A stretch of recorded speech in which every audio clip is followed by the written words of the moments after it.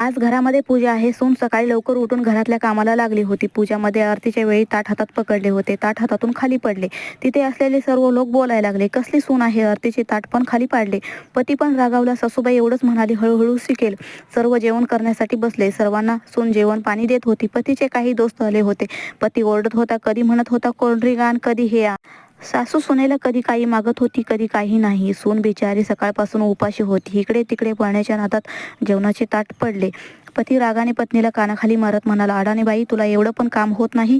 सर्व लोक हे सगळं बघत होते. महिलांना तर बोलायला एक बहाणाच मिळाला. बघ काय केलं तुझ्या अडाण्या सुनेने. सासू उठली आणि आपल्या मुलाच्या कानाखाली मारत म्हणाली, अरे नालायका, माझ्या सुनेला मारायची तुझी हिंमत कशी झाली. तुझी टांग तोडीन. ती मुलगी सकाळपासून घरातले सर्व काम करत आहे. ना नाश्ता केला ना जेवण केलं. सासू आपल्या सुनेचा हात हातात घेऊन म्हणाली, माझी सून अडाण नाही, खरं सोनं आहे.